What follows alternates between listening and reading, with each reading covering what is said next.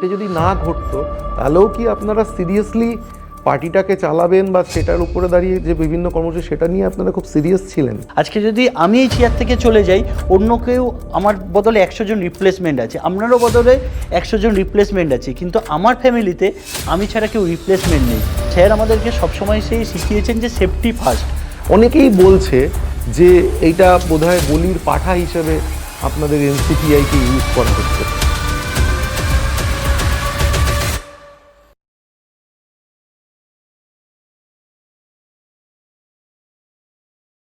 নমস্কার, আজকে আবার আমরা আপনাদের এই ব্রডকাস্টে এসেছি আরও একজন নতুন ব্যক্তিত্ব নিয়ে, এবং অবশ্যই করে আমাদের এই মুহূর্তে যে কর্মকাণ্ড চলছে তাতে করে আমাদের লক্ষ্য যেটা, গোটা ভারতবর্ষের বুকে আজকের দিনে যে হঠাৎ করে একটা নাম উজ্জ্বল নক্ষত্রের মতন উঠে এসেছে, দ্যাট ইজ হচ্ছে এনসিপিআই পার্টি।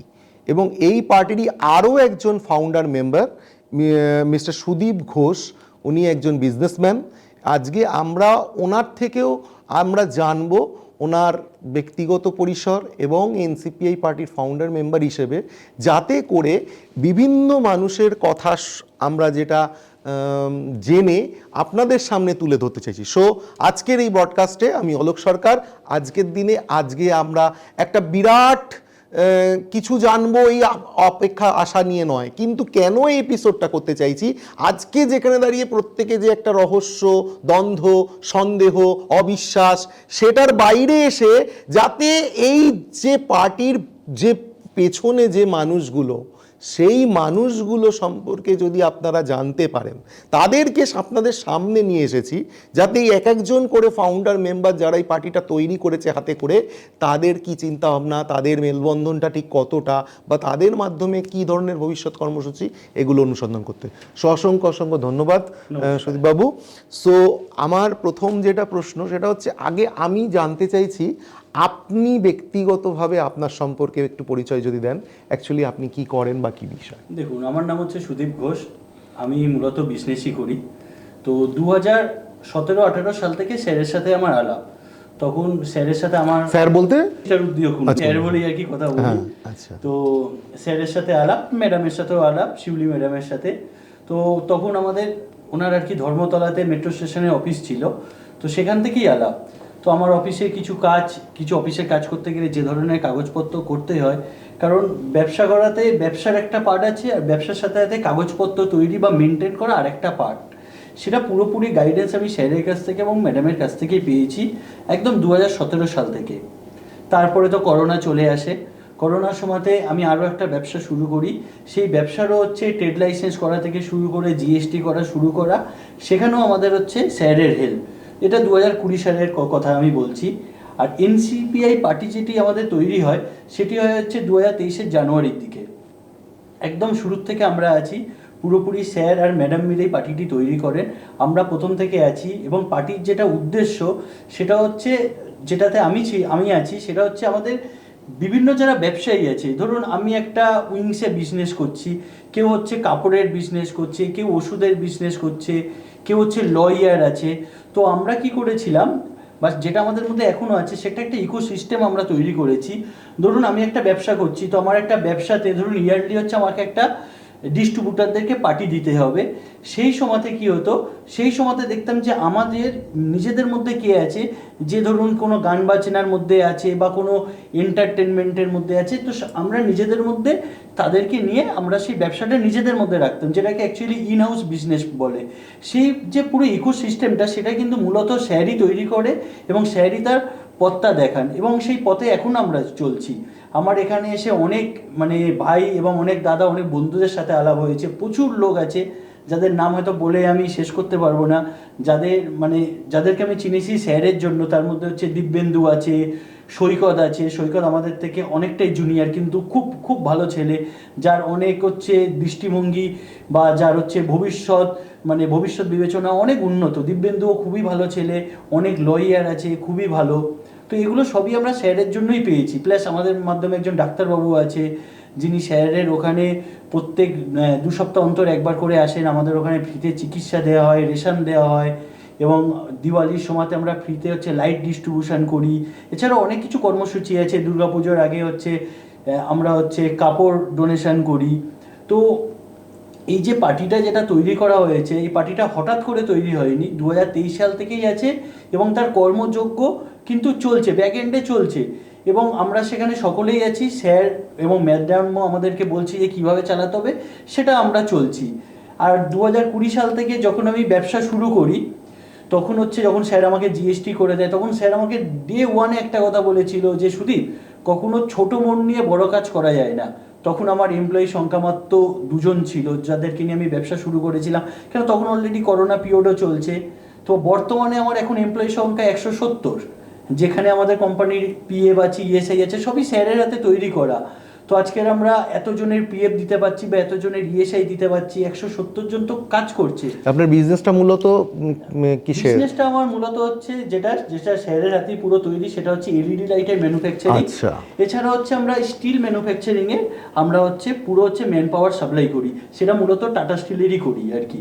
সেখানে মেকানিক্যাল আছে, ইলেকট্রিক্যাল আছে, যেটা হচ্ছে হেভি ইন্ডাস্ট্রি আর কি, একদম হেভি। আচ্ছা, সেখানে মেনলি স্টিল এইতে আপনারা ম্যান পাওয়ার সাপ্লাই করেন, আর এলইডি যেটা প্রোডাকশনও আমরা দেখি আর কি। প্রোডাকশনটা পুরো যেটা একটা স্টিলের যে প্রসেস হয় প্রোডাকশন, সেটা আমরা দেখি এবং তার যে পুরো সেফটি, একটা ইন্ডাস্ট্রিতে কাজ করতে গেলে যে সেফটির ব্যাপার, সেটা আমরা নজর রাখি এবং সেটাও আমি স্যারের কাছ থেকেই শিখেছি। স্যার বলেছেন যে না, সেটা কিভাবে, মানে যে ধরুন আজ টাটা স্টিল বলুন বা এখানে আরও যে সমস্ত স্টিল আছে আর কি, তো সেটা কোম্পানি তো তার নিজস্ব ম্যানুফ্যাকচারিং ইউনিট আছে, তা আপনার কিন্তু আপনারা কি ওটা কি এটা কোনো মানে আপনাদের কি এটা থার্ড পার্টি এজেন্সি দিয়ে দেয়? প্রত্যেকটা বড় কোম্পানির কিছু নিয়ম আছে যে কিছু এমএসএমই কোম্পানিকে দিয়ে কাজ করতে হবে। আচ্ছা। তো এমএসএমই কোম্পানিদেরকে যখন কাজ করতে হবে তখন সেগুলো টেন্ডার হয়। তো আমরা টেন্ডারে পার্টিসিপেট করি এবং টেন্ডারে পার্টিসিপেট করার পরে আমরা কিছু কাজ পাই, সেই কাজগুলোই আমরা সেগুলো করি আর কি। আচ্ছা, এইভাবেই হচ্ছে চলছে। তো সেটাই আর কি যে 2020 সাল থেকে আমাদের মানে কাজ শুরু হয়, তখন থেকে পুরো স্যার এবং ম্যাডামের হাত ধরেই আর কি পুরো ব্যবসাটাকে আমরা শুরু করি আর কি। মানে পুরো ফাউন্ডিং থেকে শুরু করে কি কি কাগজপত্র হবে সবই ডে ওয়ান থেকে ওনারাই। আচ্ছা, তার মানে এই পার্টিটা তৈরি করার অনেক আগে থেকেই ওনার মাথায় যেটা ছিল সেটা হচ্ছে সমাজের বিভিন্ন ধরনের স্তরের সামাজিক কাজ করুক, বিজনেস করুক বা বিভিন্ন ধরনের তার একটা ইকোসিস্টেম তৈরি করা, যাতে একে অপরের একটা কানেকশানস, মানে এর আপনার বিজনেসের কেউ হয়তো কাঁচামাল কেউ দিচ্ছে, সেও এই ইকোসিস্টেমের মধ্যে থাকছে, আবার আপনি হয়তো ম্যানুফ্যাকচারিং করছেন, আবার সেই ম্যানুফ্যাকচারিংয়ের যে লেবার ইউনিট সেটা হয়তো কেউ সাপ্লাই করছে, সেটা হয়তো গরিব মানুষ, সেটা কোনো এনজিও থেকে হয়তো সেটা ফরমেশন হচ্ছে, আবার যেটা সেল করছেন বা সেটা আবার কোনো বড় ইন্ডাস্ট্রির কাছে নিয়ে যাচ্ছেন। এই রকমভাবে একটা ইকোসিস্টেম তৈরি করার উদ্দেশ্য নিয়ে উনি করেছিলেন পার্টি তৈরি করেন। এবং স্যারের বাড়িতেই একটি আমাদের ইউনিট তৈরি এখনও আছে, সেটা হচ্ছে এলইডি লাইটের। আমরা ওখানে বিভিন্ন ধরনের বাল্ব তৈরি করি, যেটি দুর্গাপুজোর সময়তে আমরা কলকাতাতে দেখি না যে বিভিন্ন বিল্ডিং থেকে হচ্ছে বাল্বের একটা চেন ঝুলছে, তো সেগুলো হচ্ছে স্যারের বাড়িতেই তৈরি হয়। সেটাও এনজিওর মাধ্যমে হচ্ছে বিভিন্ন মহিলারা এসেই তৈরি করে। তো এই যে ইকোসিস্টেমটা সেটা অনেকদিন আগে থেকেই তৈরি। এই ইকোসিস্টেমটাই তো পুরোপুরি স্যারই তৈরি করেছেন এবং গাইড করেছেন এবং সেই ইকোসিস্টেম এখনো চলছে। এটা এইরকম ধরনের আপনার কি ধারণা, মানে এইরকমভাবে মানে আপনার ডক্টর কুন্ডু বা এনার ম্যাডামদের যে কর্মকাণ্ড এই পার্টি তৈরির অনেক আগে থেকে, তাতেও আপনার কতটুকু ধারণা, যতটুকু দেখেছেন, কত সংখ্যক মানুষ তারা ডাইরেক্টলি অথবা ইনডাইরেক্টলি উপকৃত হয়েছেন ওনার এই কর্মকাণ্ডে? দেখুন, ডাইরেক্টলি মানে বা ইনডাইরেক্টলি তো প্রচুর লোকই উপকৃত হয়েছে। কেন, প্রচুর লোক রেশন নিতে আসে, বা যখন আমরা ত্রিপুরাতে ভোটে লড়ি বা এখানে হচ্ছে যখন পঞ্চায়েত ভোটে লড়া হয়, একটা তো পরিচয় ছিলই। হ্যাঁ, হয়তো সেইভাবে পরিচয় হয়নি এনসিপিআই এ, কিন্তু একটা পরিচয় আমাদের নিজেদের মধ্যেই ছিল যে আমাদের যে নিজস্ব যে বিশাল মেম্বার আছে প্রায় 1.5 লাখের কাছাকাছি, আমরা একে অপরকে চিনি আর কি। বা আমাদের একটা এনসিপিআই এর গ্রুপ আছে, সেই গ্রুপে আমরা একে অপরকে চিনি। আমি ব্যক্তিগতভাবে স্যারের সাথে অনেক জায়গাতেই গেছি, স্যার অনেকগুলো প্রডিউসার কোম্পানিও করেছেন। আমি যেমন হচ্ছে আপনার হচ্ছে নদিয়ার ওখানে, পুলিয়ার ওখানে যেরকম শাড়ির অনেক ব্যবসা আছে, তো প্রডিউসার কোম্পানির কিছু কনসেপ্ট আছে, সেগুলো স্যারই পুরো জানেন। তো অনেক স্যারের হাতে অনেক প্রডিউসার কোম্পানি হাত ধরে আর কি হয়েছে এবং তারা খুব ভালো ব্যবসা করছে। যখন আমরা আমাদের ব্যবসা করতে গিয়ে যে আমরা ভাবলাম যে আমরা ডোনেট করব কিছু জিনিস, ব্যবসার কি হয় একটা আপনার কর্পোরেট রেসপন্সিবিলিটি থাকে যে আমরা কিছু জিনিস কাজ করতে হবে সমাজের জন্য কাজ করতে গিয়ে দেখা গেল আমার 200খানা শাড়ি লাগবে, তো সেটা অবভিয়াসলি আমি অন্য কোথাও থেকে নেবো না, যারা আমাদের ইকোসিস্টেমের মধ্যে আছে বা যারা আমাদের ওরিয়েন্টেশনের মধ্যে আছে আমরা তাদের থেকেই নিচ্ছি, সেখানে একটা ইনহাউস বিজনেস হচ্ছে। তো সেই জিনিসটা তো অনেক আগে থেকেই তৈরি ছিল। আচ্ছা, তার মানে এই ইকোসিস্টেমটা করেছিলেন উনি, তার মানে অ্যাকচুয়ালি অনেক আগে থেকেই একটা পরিকল্পনা নিয়ে বোধহয় মাথায় নেমেছিলেন যে এরকম ওনার যেটা প্রথম উদ্দেশ্য সামাজিক কাজকর্ম করা, এবং সেই কর্মকাণ্ড করতে গিয়ে যেহেতু এইটার অরিজিনাল সংসদীয় রাজনীতিতে না আসা পর্যন্ত সেটার ব্যাপকতা লাভ করবে না বা বৃহত্তরভাবে সামাজিকভাবে মানুষের উপকার করতে গিয়ে কোথাও না কোথাও একটা চ্যালেঞ্জেস আসবে, তাই এরকমই চিন্তাভাবনা করে বোধহয় আপনাদের পার্টি তৈরি করার একটা ফরমেশন করার ইচ্ছে। পার্টি তৈরি হওয়ার পরে যে বললাম যে পার্টির যখন আমাদের মিটিংগুলো হতো স্যারের বাড়িতে আর কি, সেখানে বিভিন্ন যারা ব্যক্তিত্ব আসতেন বা যেহেতু বিভিন্ন উইংস আসতেন, তখনই আমাদের অনেকগুলো ভার্টিক্যাল তৈরি হয়ে গেছিলো। যারা বিভিন্ন ব্যবসায় আছে এক একটা ব্যবসার এক একটা ভার্টিক্যাল আমরা তৈরি করেছিলাম, একে অপরকে হেল্প করা বা একে অপরের কাছ থেকে সাজেশন নেওয়া যে আমরা এই কাজটা করছি বা আমাদের এই জিনিসটা দরকার, সেটা আপনার কাছে তার হচ্ছে কোনো সোর্স আছে কি না, সেই হেল্পটা আমাদের তবে থেকে চলছে, এখন অবধি চলছে।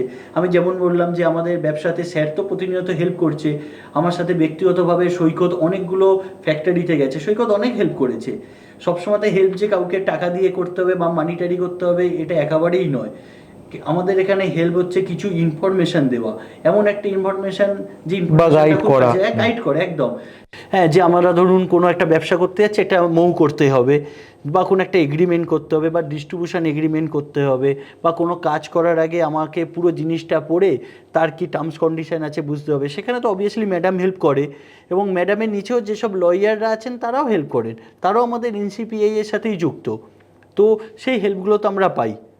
আচ্ছা, এনাদের আমি শুনেছি যে একটা তো কুণ্ডুবাবু নিজস্ব এনজিও আছে যেটা খুব অফিসিয়ালি ফর্মালি কাজ করে, এবং সেখানে বোধহয় 400-450 মেম্বার মানে যারা প্রত্যক্ষভাবে মানে এই এনজিওর সাথে যুক্ত।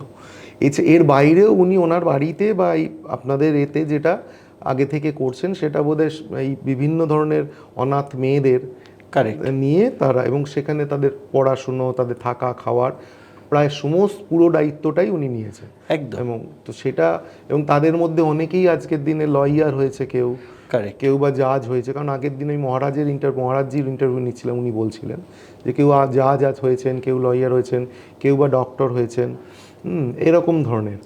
এটা তো একটা বিরাট ব্যাপার, মানে একদমই বিশাল ব্যাপার। কেন যে দেখুন, আমারও একটা কোম্পানি, আমি বললাম যে স্যার আমাদেরকে প্রথম দিনে যেটা বলেছিলেন যে ছোট মন নিয়ে কখনো বড় কাজ করা যায় না, সেই কথাটা আমি প্রথম দিন থেকেই মাথায় রেখেছি। এবং এটা ওনার ব্যক্তিগত ইনকাম থেকেই উনি করেন নাকি এই যে বাড়ির যে প্রোগ্রামিংটা মেনলি? হ্যাঁ, সেগুলো এটা তো কোনো এনজিওর আন্ডারে নয়। আমি না, একেবারেই স্যার ব্যক্তিগতভাবে করেন, এবং যারা আমরাও ব্যবসা করি আমরাও যতটা পারা সেটাও আমরা করি স্যারের হেল্প নিয়ে, যে আমরা স্যার এই জিনিসটা করতে চাই।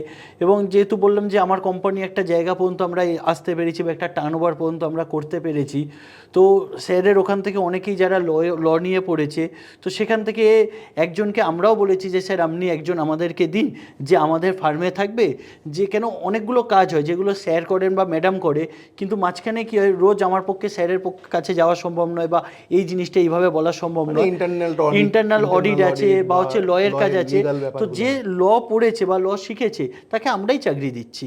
যেরকম বললাম যে প্রথমে ইনহাউস ব্যবসা, যে আমার ব্যবসার জন্য একজন হচ্ছে লয়ার দরকার এবং পার্মানেন্ট লয়ার দরকার, প্রত্যেক দিনের লয়ার দরকার।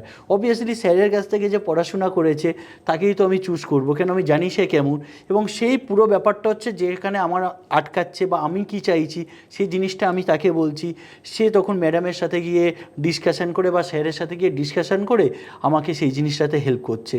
তো এটা তো একটা বিশাল বড় ব্যাপার, কেন স্যার যাদেরকে ওখানে রেখে পড়িয়েছে তারা আজকে সমাজে অনেক প্রতিষ্ঠিত। খরচ সাপেক্ষ, হ্যাঁ অবশ্যই অনেক খরচা সাপেক্ষ, বছর ধরে এটাকে চালানো।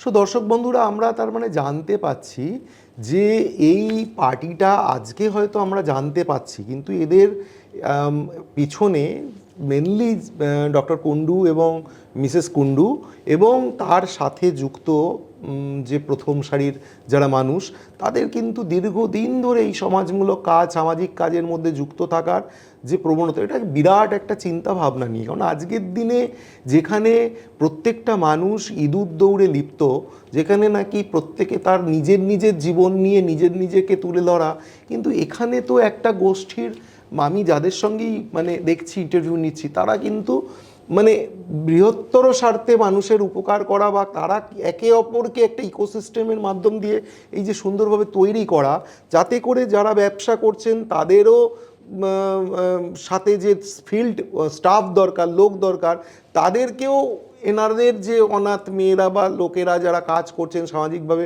তারাই আবার পুনর্বাসন পাচ্ছেন। So it's a really amazing thing আজকের দিনে আমার মনে হয়। সো এটা সত্যি মানে নো ডাউট হয় আগামী দিনে এই কর্মকাণ্ড।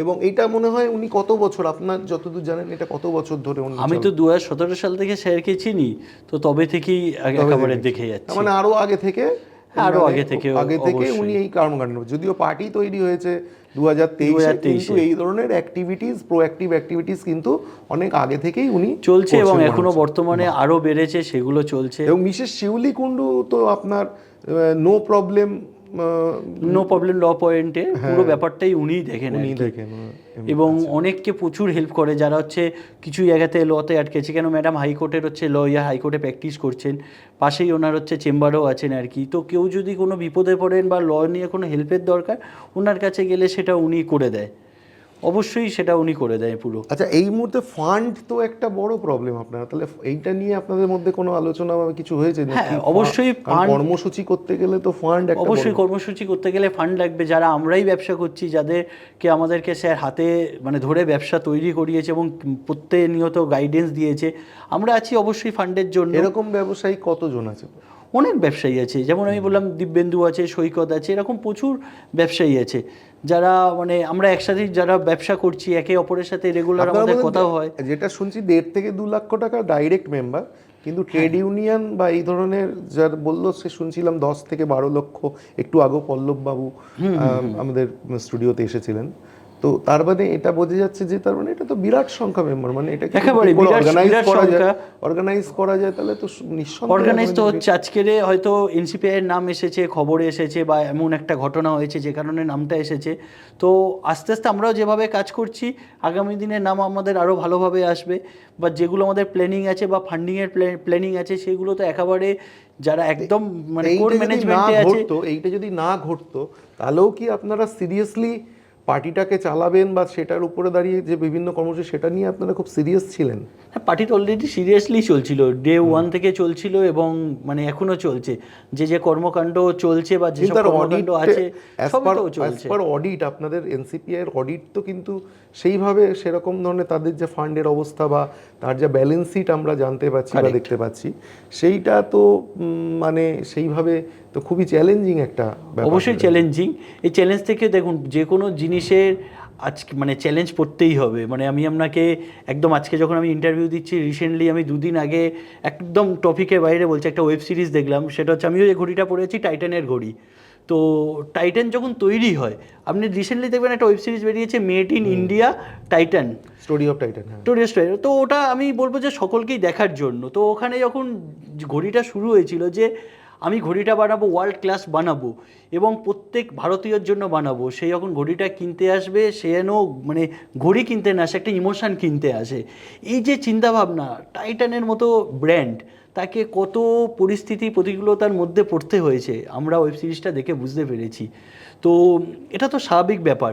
বা আমাদের যখন এই যে টাটা স্টিলও যখন তৈরি হয়, যখন হচ্ছে মিস্টার বোস যখন হচ্ছে জামশেদপুরে সুবর্ণরেখা নদীর পাশে যখন জমিটি খুঁজে দিলেন যে এখানে হচ্ছে ব্যবসা করলে এখানে সব কিছু ভৌগোলিক অবস্থান আছে, তখন যখন ইংরেজদের আমলে যখন আমাদের শুরু হয় আর কি 2002-এ, যেসব ঘটনাগুলো আমরা জানতে পেরেছি ইতিহাস পড়ে, তো প্রত্যেকটা সংঘর্ষই তো থাকে। সেরকম একটা পার্টিও সবে ফরমেশন হয়েছে, সেখানে তো ফান্ডের প্রবলেম থাকবেই। তো সেটা থেকে আস্তে আস্তে আমরা উঠবো। স্যার আছেন, ম্যাডাম আছে, আরও অনেক ব্যক্তিত্ব আছে যারা হচ্ছে গাইডেন্স দিচ্ছে, প্লাস আমরাও যারা ব্যবসা করে আস্তে আস্তে উঠছি, আমরা সকলেই আছি, স্যারের সাথে আছি, স্যারও আমাদের সাথে আছে। ফান্ড এখন হয়তো প্রবলেম আছে, আগামী দিনে হয়তো প্রবলেম হয়তো থাকবে না ফান্ডের, সেটাই আমার বিশ্বাস আর কি। আচ্ছা, এখনও তার মানে এইটা হওয়ার পরে আপনার এখনও ফর্মাল মিটিং যেটা ওয়ার্কিং কমিটি সেরকম এখনো মিটিং হয়নি এখনো। না, আমাদের হচ্ছে আমাদের নিয়মিত যারা একেবারে কোর জায়গাতে আছে তাদের সাথে আমাদের মিটিং হয় এবং ফোনে রেগুলারলি আলোচনা হয়। হ্যাঁ, কিন্তু এটা বোধহয় মিটিংটা আগামী দিনে খুব হ্যাঁ, আগামী দিনে যখন ফর্মাল মিটিং হবে বা হবে, স্যার নিজেও আসবেন, তখন স্যারই সব কিছু আর কি বলবেন।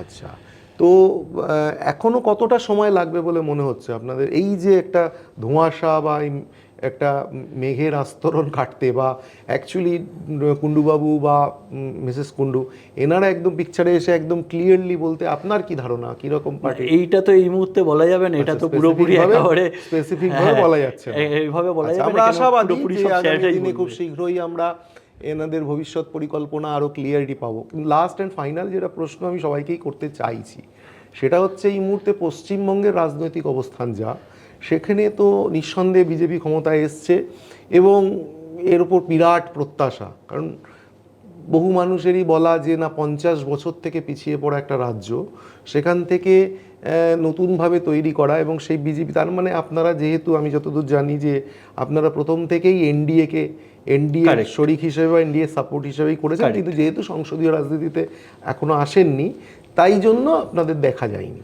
কিন্তু এনডিএর কর্মসংস্থান, তার মানে রাজ্য বিজেপিরও কর্মসংস্থান মানে যে পথ, সেটাকেও আপনারা সাপোর্ট করবেন। কারেক্ট। হ্যাঁ, তাহলে এইখানে এই যে একেবারে বিপরীত একটা মেরুকরণ, বিপরীত শক্তি তৃণমূলের, এবং যে মানুষরা মেনলি 20 জন, একেবারে 20 জন টোটালি তাদের যে এদের তো এরা যদি এসে তাদের ইমেজ, এদের মধ্যে এক বা অনেকেরই হয়তো দেখা যাবে যে তাদের হয়তো কোনো ইডির কেস আছে, বা তাদের হয়তো আরও ভ্যারাইটিস কিছু আছে। পশ্চিমবঙ্গের মানুষের খানিকটা গ্রহণযোগ্যতার প্রবলেম।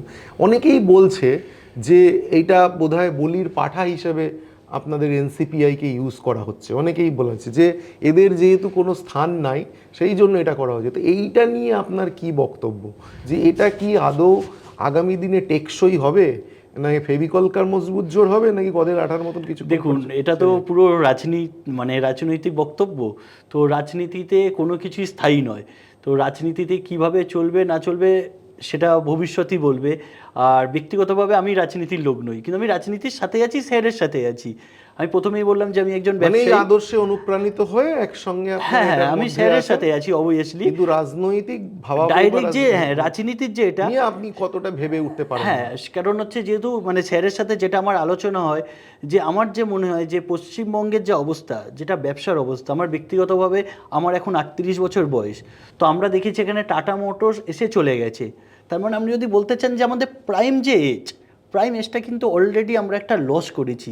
আমরা টাটার মতো কোম্পানিকে এখান থেকে তাড়িয়ে ছেড়েছি সিঙ্গুর থেকে। যদি সেটা থাকতো, তার সাথে সাথে অনেকগুলো ব্যবসা থাকে আশেপাশে, যেমন দেখবেন বাইরে একটা শুধু শপিং মল থাকে। তৃণমূলের সময় যখন এটা হয়েছে 2015, তখন আপনার বয়স 20, সদ্য পাস করা বা সেই রকম একটা সময় থেকে আজকে একদমই সেখানে একটা। হ্যাঁ, দেখুন, তার মানে থাকলে তো অবভিয়াসলি একটা ইকোনমিক গ্রোথ তো পশ্চিমবঙ্গের হতো। কেন, পশ্চিমবঙ্গ কলকাতা এক সময়তে ভারতবর্ষের রাজধানী ছিল। ইংরেজরা তো আর এমনি এমনি করেনি, তো নিশ্চয়ই তাদের মাথা অন্যরকমই ছিল। তো অনেক কিছু প্ল্যান করেই তো এরা কলকাতা রাজধানী ছিল। তারপরে এখানে সবসময় তো একটা ব্যবসার পরিস্থিতি ছিলই, যেটা এখন অনেকটাই হারিয়ে গেছে। বর্তমান সরকার এসেছে, যেরকম বললেন যে প্রত্যাশা তো থাকবেই। এবং এই যে নতুন ব্যবসা এখানে আসতে হবে, ইন্ডাস্ট্রি আসতে হবে, এমএসএমই ইন্ডাস্ট্রিকে গ্রোথ করতে হবে, হেভি ইন্ডাস্ট্রি গ্রোথ করতে হবে। এই যে আমরা দেখি যে পরিযায়ী শ্রমিক, এর যে মূল আরএনডিতে পৌঁছাতে হবে, যে এখানকার শ্রমিক কেন কাজ করছে না। শ্রমিকের অনেক রকম ভাগ আছে। ধরুন একজন স্কিল শ্রমিক আছে, আনস্কিল আছে, সেমি স্কিল আছে, হাই স্কিল আছে। ধরুন আমার এমন একটা কাজ আছে যেখানে কাজে হাই স্কিল জব দরকার, তো আমার পশ্চিমবঙ্গের লোক জানেই না যে হাই স্কিল জবটা করবে কিভাবে। তার জন্য আমাকে কী করতে হচ্ছে, জামশেদপুর থেকে লোক আনতে হচ্ছে। আমাদের এখানেও যারা আছে তাদেরকে সেই ট্রেনিং দিতে হবে যাতে সে হাই স্কিল জব হয়।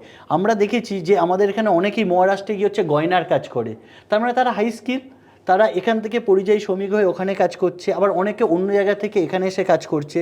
তো একটা ব্যবসায়িক গ্রোথ করতে গেলে অবভিয়াসলি সরকার এখন এসেছে, নতুনভাবে কিছু তো জিনিস করছেই। আর ব্যবসা বাড়ার সাথে সাথে যেটা আমাদের বক্তব্য আর কি, যে আমরা রাজনীতি নিয়ে সবসময় আলোচনা করি, বা যতগুলোই মিডিয়া চ্যানেল আছে আপনি খুললেই দেখবেন যে সবসময় রাজনীতি নিয়েই আলোচনা হয়।